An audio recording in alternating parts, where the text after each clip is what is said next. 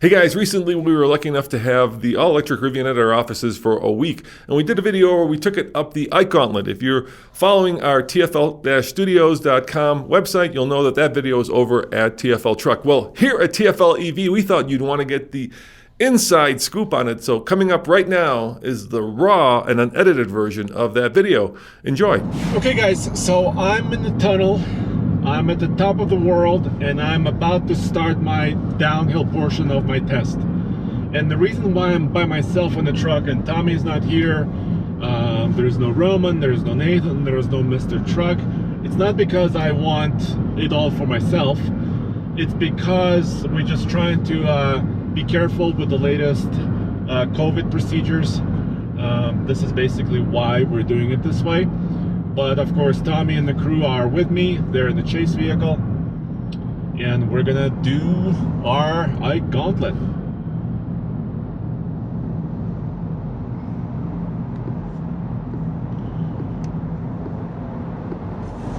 So normally when we test diesel and gasoline trucks on the Ike, the world's toughest towing test because of its elevation, incline, and just overall conditions. We start at 50 miles an hour and then we count brake applications and see how the transmission behaves. Well, I don't have a typical transmission. I have 4 motors here, one dedicated to each wheel. And I have, so I'll be measuring, I'm gonna be telling you exactly how much energy I recoup on the way down and how it affects my range according to the truck. And then when we do more electric truck Ike Gauntlet tests in the future, for example with the GMC Hummer and F-150 Lightning and others, you'll be able to compare and see how they do. Not just on the Ike, we'll also be doing other efficiency testing and long range tests, so you'll be able to compare. So I'll be using a 60 mile an hour speed limit on the way down and try to recoup some energy. I'm going to be using cruise control.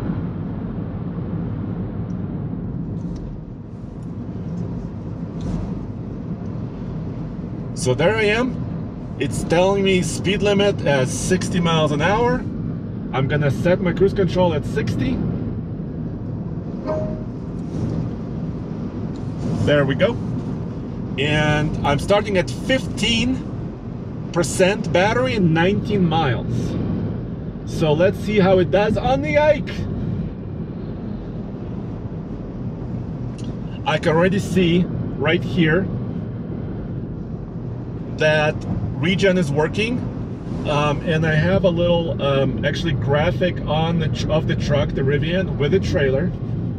And actually, if it's using its brakes, friction brakes, you will see red appear on this graphic, just to show you that the brakes are being actuated. And also I will see the braking here. It will show me exactly how much braking it's using. But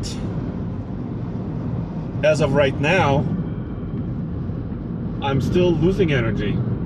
I went from 15% to 14, even though regen is happening. So hopefully this truck understands what I wanted to do.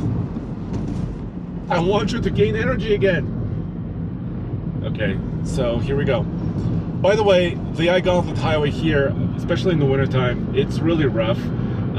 It just warms up and freezes and warms up, so there's a lot of potholes and cracks, but I'm so comfortable in this truck.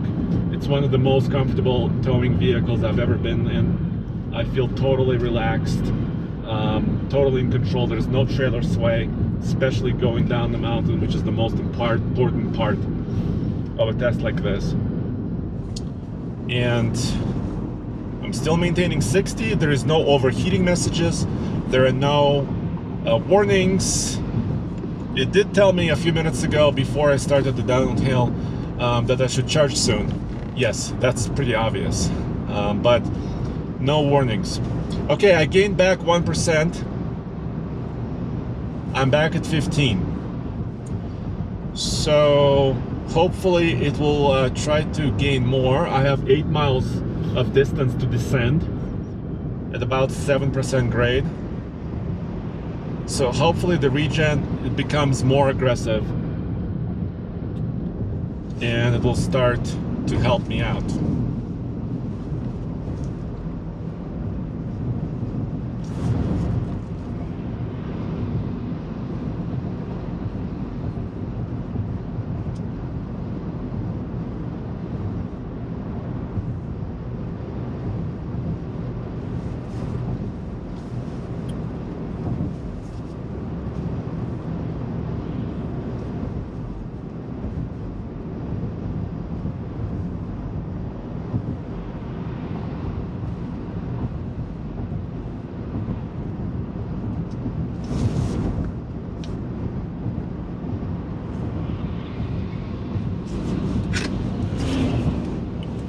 Tommy, are you recording?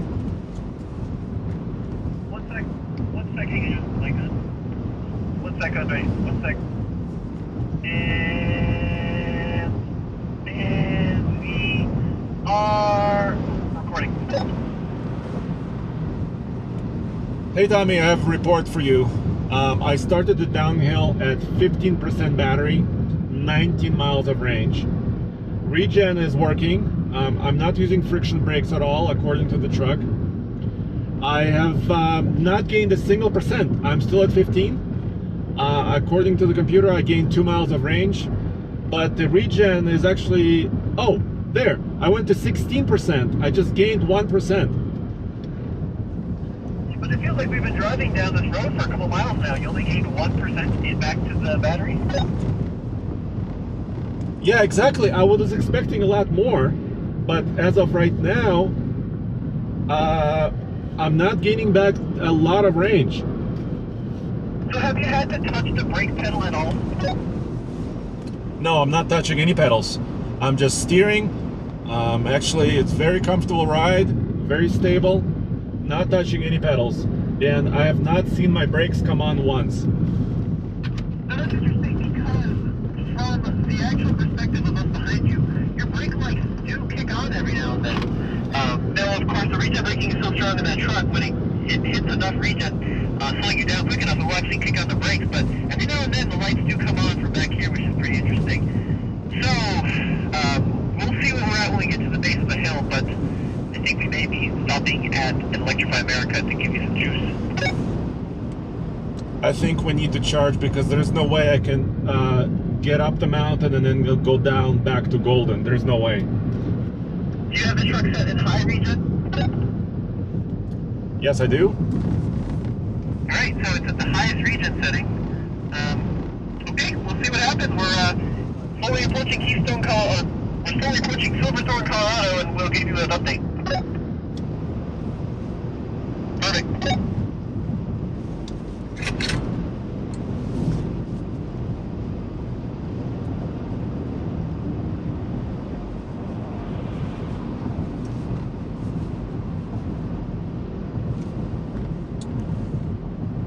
I am approaching the end of the downhill, and let me go back to the state of charge. 16%. So I started with 17%. So I started with 15%, mainly using regen. I didn't see any trailer brake actuation on the graphic on my display here in the gauge cluster, which is telling me that the regen was active. Are you still on the highway ahead to Frisco?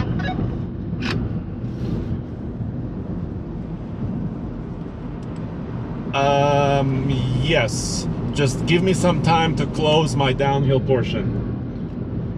Alright, it's all you. I'll just drive and we'll see you at Frisco. I will have to follow you because I don't know exactly where that charging point is. No worries, it's in a Walmart.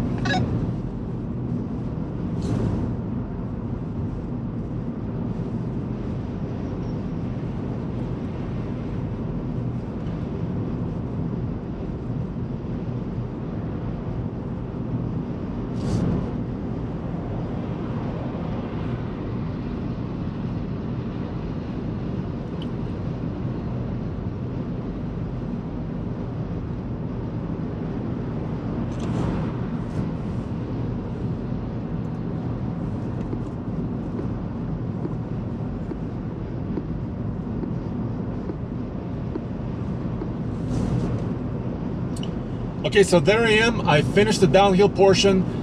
It's now showing 17%, so I gained 2%, and I gained 4 miles of range according to the truck. I'm actually surprised. I expected this truck to actually show more regained energy overall, but 2% battery, I mean, it's a significant amount of energy. That could be up to what, almost 3 kilowatt hours I just gained. So unfortunately, this is no way. I cannot climb 8 miles back. I'll run out of energy. So I'm gonna go, like Tommy said, to an Electrify America charging station for a little top off, maybe get up to about 50%, and then tackle the mountain.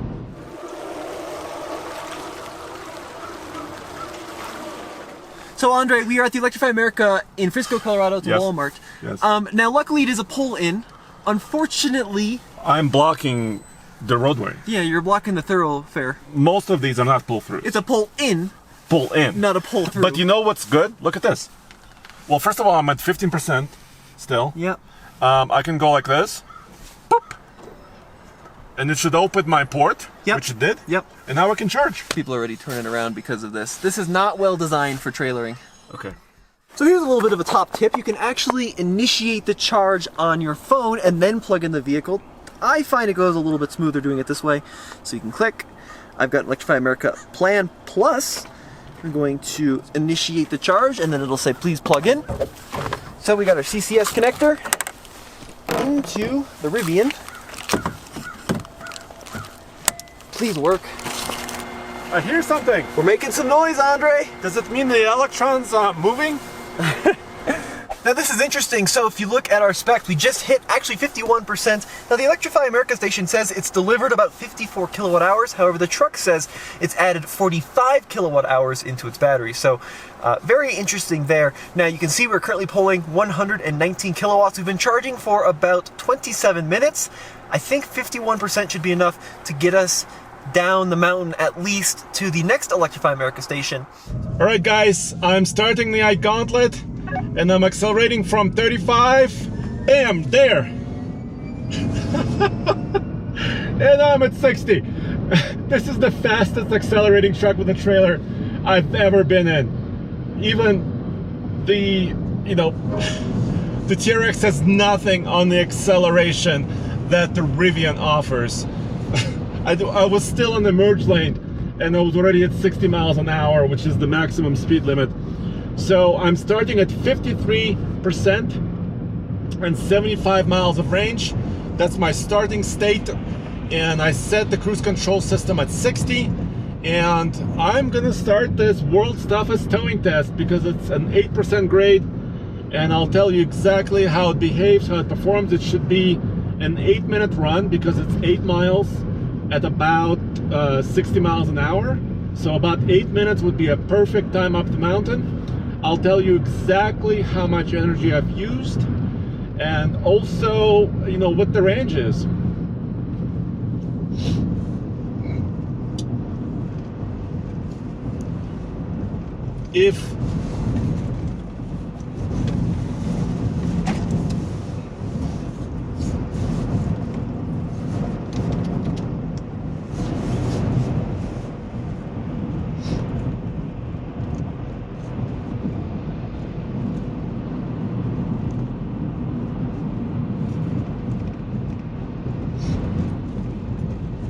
Okay, 53.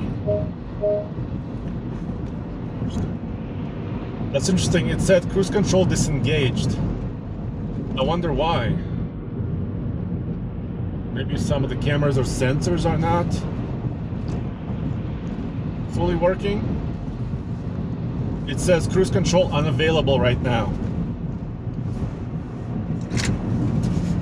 Okay, I'll accelerate manually, maintain my speed. Jesus Christ. What the f*** are you doing?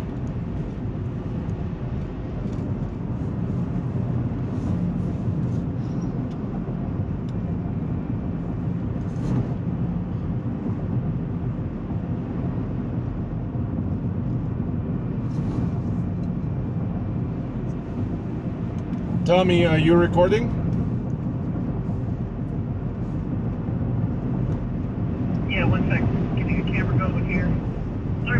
Padre. I didn't realize that we switched over to the windshield. Okay. We're all good. All right, recording. All right, Tommy, that was the fastest acceleration on any gauntlet I've ever felt. It was incredible. I started at 53% battery, and I have something that's peculiar. My cruise control system disconnected, so I was using it to maintain 60, and now it says cruise control unavailable. So maybe some of the sensors are dirty or cameras are dirty, but right now I'm maintaining speed using my throttle. Yeah, that is the quickest acceleration I have ever seen of a trailer. I couldn't keep up with a 80 ram empty. That was pretty out of the world. Unbelievable. So when this truck is fully charged, it has all of its 835 horsepower and 906 pound-feet of torque, which is the torquiest, well, not a diesel truck. You know, some of the heavy-duty diesels have more torque, but it's the most horsepower out of any pickup we've ever tested. Yeah, and keep in mind the size of the Rivian is between a half. And keep in mind the size of the Rivian is between a mid-size and a half-ton truck. So like in between a Ranger and an F-150, but nowhere near like an F-350 or 450 with a diesel. Exactly. All right, so I'm gonna keep going and I'll let you know how it goes. 10-4, good buddy. Cruise control is still unavailable. That's weird. That's okay. I still have all my power. I'm maintaining speed. And right now, in a couple of minutes here, I'll let you know exactly how loud or quiet the cabin is. So let me change lanes.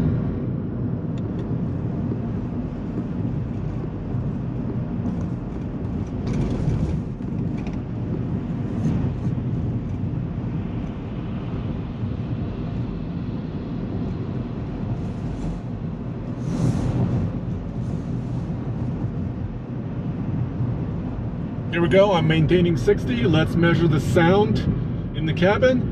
70 decibels would be a little bit loud. 61 decibels will be the perfect level. Very, very quiet.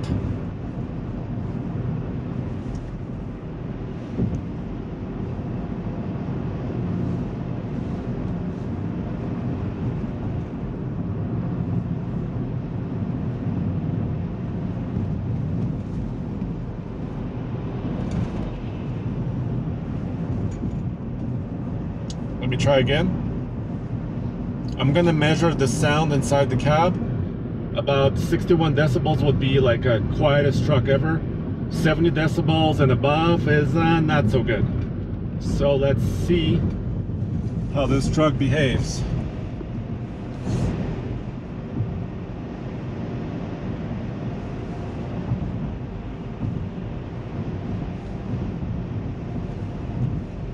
That's about 61 decibels. Yes, indeed. This truck is one of the quietest ever. The other truck that was this quiet on the Ike was the new 2022 Toyota Tundra. So very quiet cabin. Of course, there is no internal combustion, but still, I mean, you can sometimes hear either the wind noise, a little bit of electric motor whine, but still a very comfortable, once again, stable chassis, and also a relaxing towing experience as far as the handling of the truck is concerned.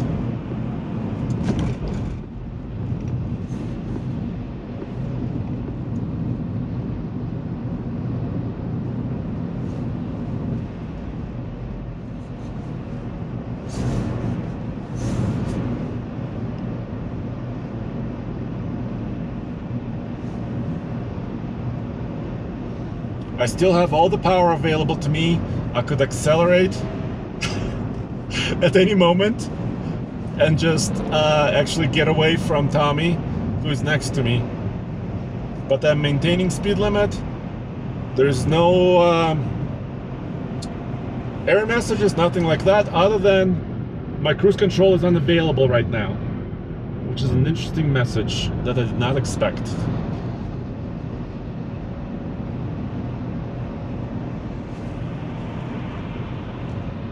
Okay, so I'm reaching the top of the world, 11,158 feet above sea level. This is the very end of the Ike Gauntlet. So far, no problem with power whatsoever. This is one of the quickest accelerating trucks with a trailer I've ever been in, or any vehicle for that matter I've ever been in. I started with 53%. I'm gonna tell you exactly what it is now.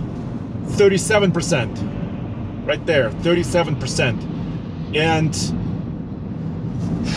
my time,